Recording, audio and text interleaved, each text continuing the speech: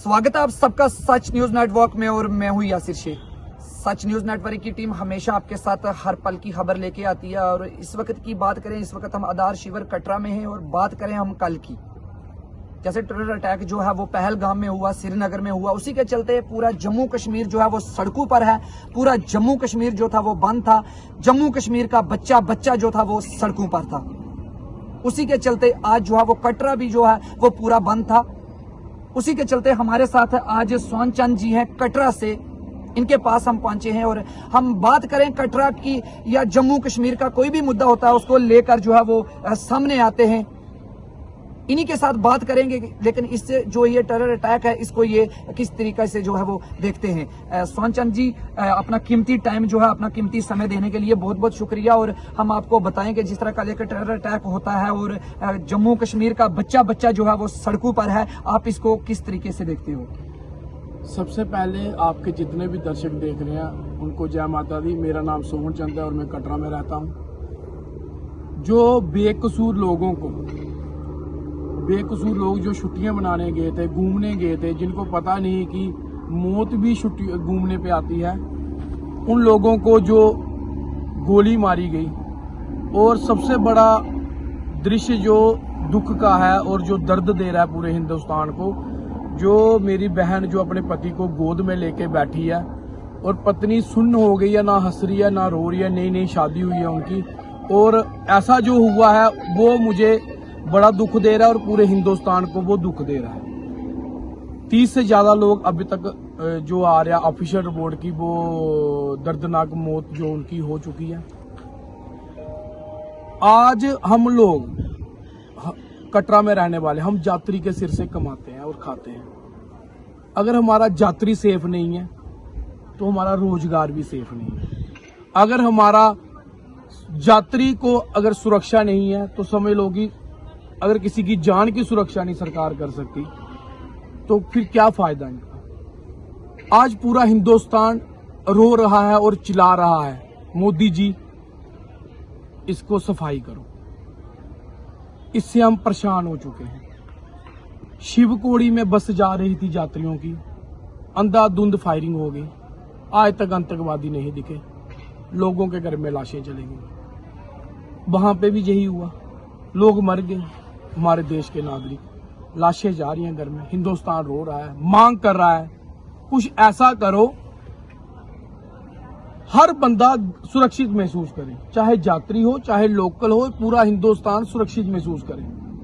कब तक हम मोमबत्तियां जलाते रहेंगे? कब तक हम टायर फूकते रहेंगे? कब तक हम जिंदाबाद और मुर्दाबाद करते रहेंगे? थक चुके हैं हम चाहते हैं सफाई। सारा कुछ छोड़ दो, डेवलपमेंट थोड़ी देर के लिए रोक दो, बाहर के घूमना शूमना जो बाहर का है फॉरेनर टूर बंद कर दो। प्लीज पहले इस पे ध्यान दो कि लोग सुरक्षित नहीं महसूस कर रहे हैं। बड़ी स्टेटें हैं जो जल रही हैं, बहुत बॉर्डर बनाए हुए हैं। हम जम्मू कश्मीर के लोग 2 बॉर्डरों पर रहते हैं, एक चाइना बॉर्डर है एक साइड पाकिस्तान है। आ रहे कहां से है मिलिटेंट? कैसे बॉर्डर क्रॉस कर रहे हैं? आर्मी लगी हुई है वहां पे। दूसरा सबसे बड़ा हिंदुस्तान को नुकसान जो पहुंचा रहा है, इसके साथ ही ऐड करूंगा, वो है नशा। वो भी आ रहा है, आतंकवादी भी आ रहे हैं, दोनों चीजें आ रही हैं। देश खत्म होते जा रहा है, युवा नशे में लग गया है, यात्री और लोग डर रहे हैं, डर का माहौल है, कहां से गोली आ जाए। ये कैसा सिस्टम है?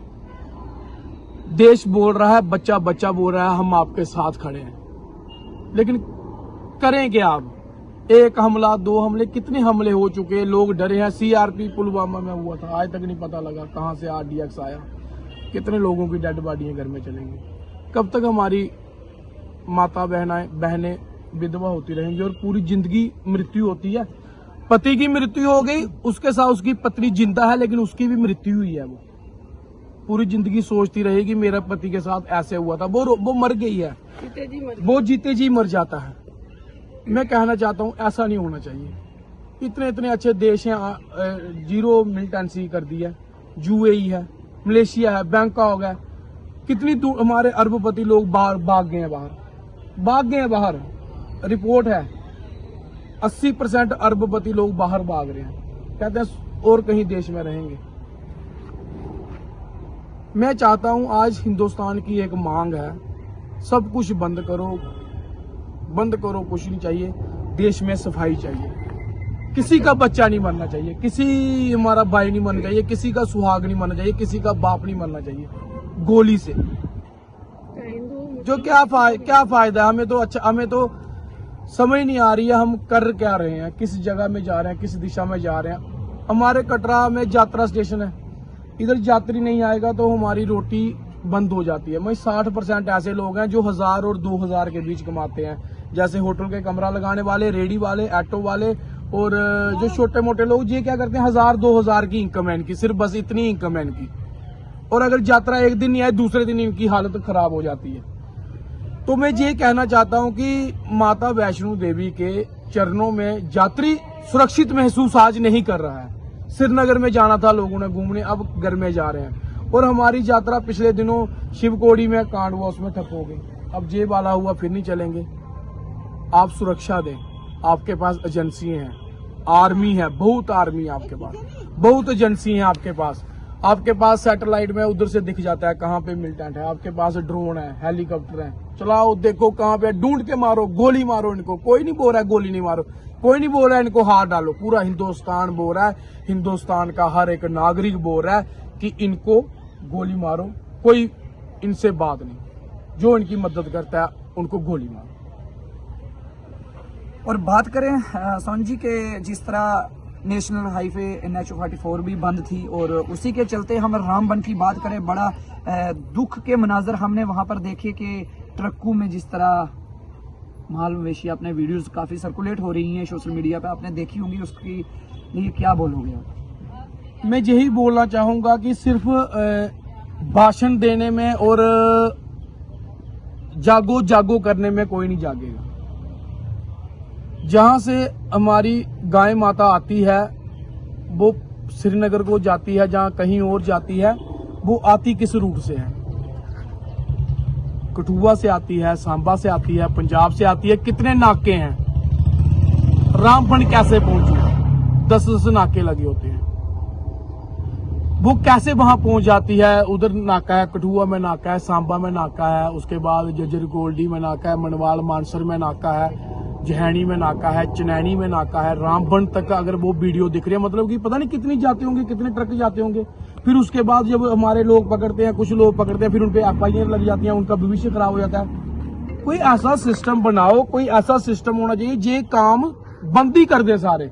हमारे लोग भी अगर पैसों के चक्कर में कुछ करते हैं, वो भी करना बंद कर दे।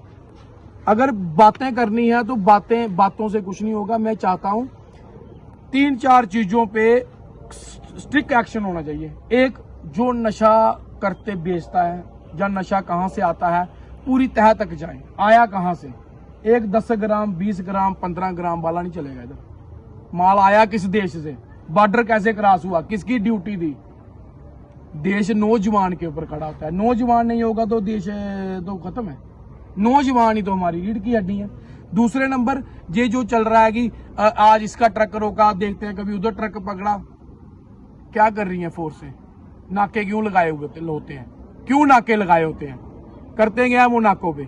ट्रक पहुंचता कैसे, पकड़ा कैसे आता है? ये काम लोगों का नहीं है, पुलिस का काम है। नशे रोकना पुलिस का काम है। आर्मी बॉर्डर का सेव करना आर्मी का काम है। पता नहीं लग रहा है क्या हो रहा है सिस्टम। मैं अपने देश के जो देश चला रहे हैं ना, उनको बोलना चाहता हूं, आपको माता रानी का वास्ता है, माता वैष्णो देवी का वास्ता है, राम भगवान का वास्ता है। देश में नशा खत्म करो और मिलिटेंसी खत्म करो। और जिंदाबाद मुर्दाबाद टायर फूकने थक चुके हैं हम। पूरा सिस्टम जो है उसको आज दुरुस्त करने की जरूरत है। पूरे सिस्टम को हिलाने की जरूरत है, अपना ताकत दिखाने की जरूरत है। अगर नहीं होता है तो करो फिर प्रेसिडेंट रूल, 2 आर्मी के हवाले पूरा देश। यही हो सकता है। एंड में क्या करना है? अगर सिस्टम ही नहीं चल रहा है, कभी शिवकोड़ी में वो हमला तो कभी अब जे वाला हमला, कभी कठुआ में हमारा पुलिस वाला लड़का मर गया, इधर का चंबे का हमारा भाई मर गया। इधर रहता था 1-2 किलोमीटर का ट्रेस दूर, वो मर गया, शहीद हो गया वो। उसको मिलिटेंट आज तक नहीं दिखे, मिलिटेंट कहाँ चले गए। तो मैं ये कहना चाहता हूँ, सिस्टम को सीधा करने की अब जरूरत आ गई है। हिंदुस्तान बार बार रो रहा है, बार बार मोमबत्तियां जला रहा है, बार बार कर रहा है। हिंदुस्तान को, सिस्टम को, 4-5 चीजों को, इस पे कोई बात नहीं होनी चाहिए, कोई FIR नहीं। जो गवर्नमेंट का ऑफिसर काम नहीं कर रहा ढंग से, छुट्टी करो उसकी, 1-2 की छुट्टी करोगे सीधे हो जाएंगे सारे। इधर समझ नहीं आ रही, लोगों को पटके डला दिए, लोगों को बोला आप बोलो, ये करो वो करो, सिस्टम सेट करो।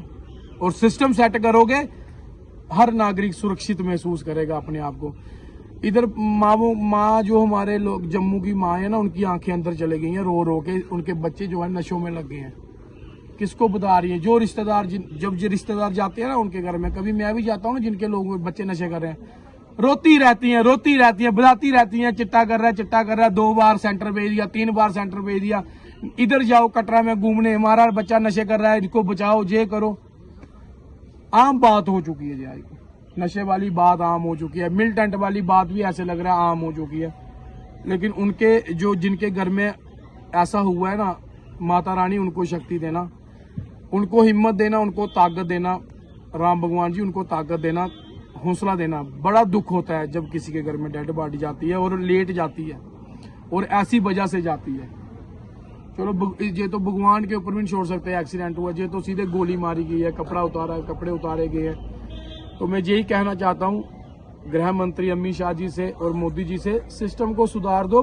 खुला पूरा दुनिया, जम्मू कश्मीर, हिंदुस्तान आपके साथ है, पूरा देश का नागरिक आपके साथ है। सिस्टम को सेट कर दो उसको सेट सिस्टम को, और हम आपके साथ खड़े हैं। हर एक हिंदुस्तान का नागरिक आपके साथ खड़ा है। अगर नहीं होता है कुछ तो भाई राष्ट्रपति शासन लगाओ, आर्मी को दो, बोलो आर्मी को कानून सख्त बना दे, जो आता है मारे उसको कुंडे की, मारे गोली जो नहीं समझता है। तो बताते चलें, जिस तरह हमारे साथ तो सोन चंद जी कटरा से जुड़े हुए थे, और आज बात करें हम जम्मू कश्मीर पूरा जो है वो खून के आंसू जो रो रहा है, अपनी माएँ और बहनों की बात करें, छोटे छोटे बच्चों की बात करें, वो जम्मू कश्मीर पर जो है, जम्मू कश्मीर की सड़कों पर कल से उतरे हुए हैं। और अपनी राय जो है कमेंट बॉक्स में जरूर देना, वीडियो को ज्यादा से ज्यादा शेयर करना, और जितने भी हमारे भाई बहन जिनकी भी डेथ हुई है उसमें टेरर अटैक में शहीद हुए हैं, उनके लिए ओम शांति जो है वो वीडियो के नीचे जरूर लिखना, और वीडियो को ज्यादा से ज्यादा शेयर करना, अपनी राय जो है वो कमेंट बॉक्स में जरूर देना। दीजिए मुझे इजाजत मेरे कैमरामैन के साथ।